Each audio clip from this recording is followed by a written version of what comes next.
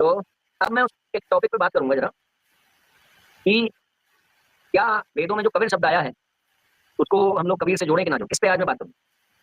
नहीं जोड़ना चाहिए। सबसे पहली बात है कि वेदों में कबीर शब्द नहीं आया है, कवि शब्द आया है, कवि। और जब किसी और शब्द के साथ में लिखा जाता है, संधि होती है, उसके कारण वहां पे कबीर रा जो है उद्भाषित हो जाता है। कवि का अर्थ है सर्वज्ञ, क्रांतदर्शी, सीमाओं के पार भी देख सकने वाला, मतलब परमेश्वर का एक गुण है कवि। तो कवि होना जैसे सर्वशक्तिमान होना परमेश्वर का एक गुण है, व्यापक होना, सर्वव्यापक होना परमेश्वर का एक वो है। तो इसी तरीके से कवि होना भी एक गुण है, मतलब भगवान की एक शक्ति। तो अब बात ये आती है कि पहली बात यह है कि जब कवि शब्द जो आया है वहां से करेक्ट कबीर नहीं आ रहा है, मगर हम फिर भी कह रहे हैं कि वेदों में प्रमाण है कबीर भगवान है। मगर वहीं पर वेदों में स्पष्ट रूप से भगवती का आया है, देवी का आया है, विष्णु का आया है, रुद्र का आया है, शिव का आया है, गणपति का आया है, स्पष्ट आया है। तो ये क्यों नहीं कह रहे कि वेदों में प्रमाण है गणपति भगवान है। अब ये कहते हैं कि जिस गणपति की बात वेदों में हो रही है वो गणपति कबीर ही है, आदि गणेश, आदि सदाशिव, और या फिर आदि विष्णु, आदि राम, ये कहते हैं। पहली बात तो ये है कि वो जो कबीर है वो आदि राम, आदि विष्णु, आदि शिव, सदाशिव है कि नहीं, ये तो बात बाद में हम देखेंगे। पर पहले अभी अभी क्या बात है अभी की बात ये है कि अगर मान भी लिया जाए कि है थोड़ी देर के लिए, ये मत सोचना कि मान लिया थोड़ी देर के लिए, दुर्जन तो न्याय कहते हैं, सब नहीं पढ़ा होगा, तो थोड़ी देर के लिए अगर मान भी लिया जाए तो मेरे भाई तुम एक बार कहो तो वेदों में प्रमाण है सदाशिव भगवान है, वेदों में प्रमाण है गणेश जी भगवान है, ये क्यों नहीं कहते? क्योंकि दिक्कत हो जाएगी, मामला फेल हो जाएगा, दुकानें बंद हो जाएंगी। दूसरी बात अब ये कहते हैं, अब इसमें इनका काउंटर क्वेश्चन आता है, जब इनसे पूछा जाता है कि कवि को कबीर क्यों कह रहे हो। अब उसमें ये आता है कि जैसे तुम प्यार से कृष्ण को कहना कहते हो वैसे ही हम लोग कवि को कबीर कहते हैं। तो भाई हम तो गलत है ना आपकी नजरों में? हमारी चीजों को देख के तुम सीखोगे क्या? तुम तो शास्त्रों पे चलने वाले हो ना, संक्षिप्त संक्षिप्त शास्त्र, संक्षिप्त शास्त्रों पे चलने वाले हो, तो हमें देख के क्यों सीख रहे हो? आपके नियम कहाँ हैं? कवि कबीर कैसे बना? और हमने कभी नहीं कहा वेदों में प्रमाण है कान्हा भगवान है। हम रस में कान्हा गाते हैं, जब हम वेदों की बात करते हैं तो हम कहते हैं वेदों में प्रमाण है विष्णु भगवान है, श्रुति में प्रमाण है कृष्ण भगवान है, श्रुति में प्रमाण है रुद्र भगवान है, शिव भगवान है। हम तो नहीं कहते कान्हा भगवान है, वो तो हम जब गाना गाते गा लेते हैं।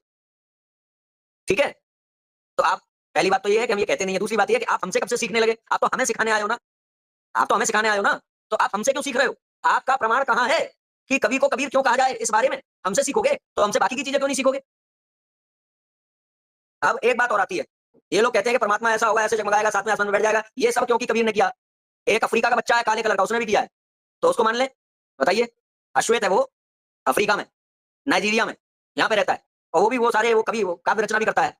वो सारे गुण है उसमें, जो सारे गुण इन्होंने बताए, सारे गुण है। अब बताओ उसको भगवान मान लोगे? उस किसी भी एंटिटी को जब वेदों में आने वाले किसी तत्व से जोड़ा जाएगा तो वहां पे यही वो है, ये कैसे सिद्ध होगा कि यही वो है? क्योंकि ये वैसा वैसा काम कर रहा है, दिख रहा है, इसलिए मान ले? नहीं, किसी ना किसी साक्ष्य की आवश्यकता होगी कि हाँ यही वो है। उसको कहते हैं गुरु। जिन परंपरा प्राप्त आचार्यों से आपको वेदादि शास्त्र प्राप्त हुए, वही परंपरा प्राप्त आचार्य ये बता सकते हैं कि इन शास्त्रों में दिया गया अवतारों का जो वर्णन है, भगवत स्वरूपों का जो वर्णन है, वो भगवत स्वरूप यहाँ जो संसार में आए हुए व्यक्तित्व उनमें से कौन है? नहीं तो आप प्रमाण बताओ। भाई आप कह रहे हो कि कबीर के अंदर ये क्वालिटियां थी, इसलिए वो जो वेदों में बात, वो जो शास्त्रों में बात हो रही है वो कबीर की हो रही है। मैं कह रहा हूँ एक और है मेरे पास व्यक्ति, उसकी हो रही है। और आदि कवि कौन से कह गए हैं? वाल्मीकि। आदि काव्य कौन सा है संसार का? वाल्मीकि रामायण। आदि कवि कहा गया उन्हें जगह जगह, उनको मान लो फिर ईश्वर, वाल्मीकि जी को नहीं मान पाओगे, प्रॉब्लम है। तो ना तो पहली बात कि कवि और कबीर में अंतर है। कबीर जो रा आ रहा है वो संधि होने के कारण आ रहा है। अगर कबीर को तुम कबीर कह रहे हो तो कैसे कह रहे हो? हमें देख के कह रहे हो तो हमारी बाकी की बातें क्यों नहीं मान रहे हो? हमें देख के कह रहे हो तो हमारे को तो तुम गलत मानते हो, शास्त्रों पर ना चलने वाला मानते हो, तो हमसे क्यों सीख रहे हो कुछ भी? और तो हमसे क्यों सीख रहे हो कुछ भी? आपको हमारी आवश्यकता क्यों पड़ रही है? आप अपना वो बताओ ना सिद्धांत, इसके आधार पे आप कबीर को वो कर दो, प्रामाणिक नहीं है। उसके बाद मैं मान लेता हूं कि कबीर में वो सारे गुण हैं थोड़ी देर के लिए जो आप बता रहे हो, मैं मान लेता हूं थोड़ी देर के लिए वो सारे गुण हैं, फिर भी उसी को क्यों माना जाए? मैं भी तो कह रहा हूं कि दूसरी जगह कोई और इंसान ऐसा है, फिर उसको क्यों नहीं मानोगे? बिल्कुल। अभी 5 लोग और खड़े हो जाएंगे कि हमारी भी जानकारी में हमारे दादाजी 80 साल के, उनके दांत सारे गिर चुके हैं और वो उनके अंदर भी वही सारे गुण हैं कबीर वाले, वो क्यों नहीं मानोगे? इसका मतलब हाँ, हमें एक जगह आना पड़ेगा जिसकी हम गवाही मान सकें।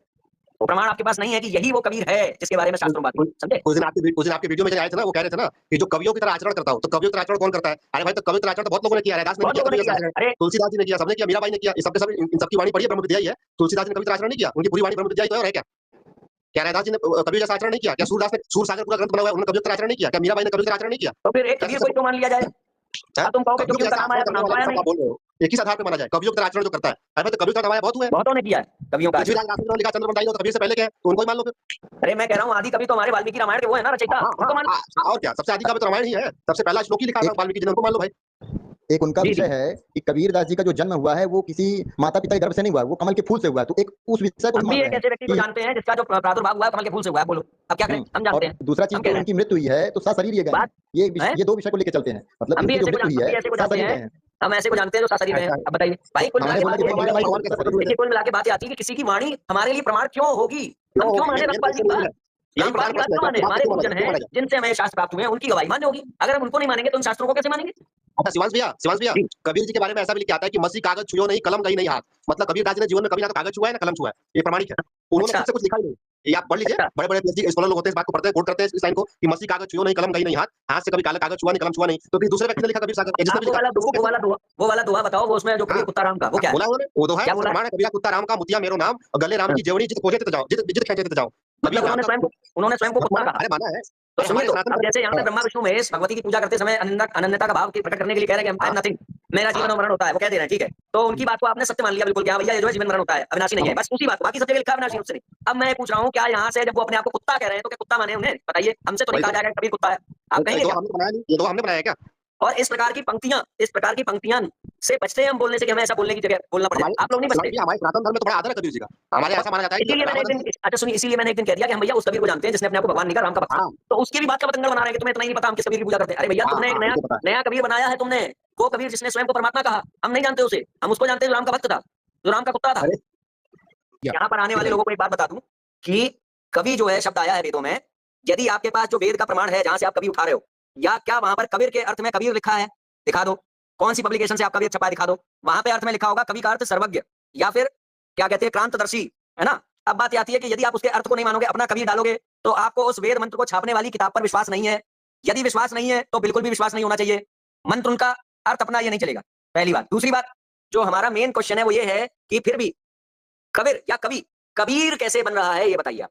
कैसे बन रहा है कबीर, कैसे बन रहा है? इस बारे में शास्त्र का क्या प्रमाण है? जैसे तुम कह लेते हो तो हम तो गलत करते हैं, हमें क्यों कॉपी कर रहे हो? हम तो गलत करते हैं आपके हिसाब से, हमें कॉपी मत करो, और करो तो फिर पूरा करो।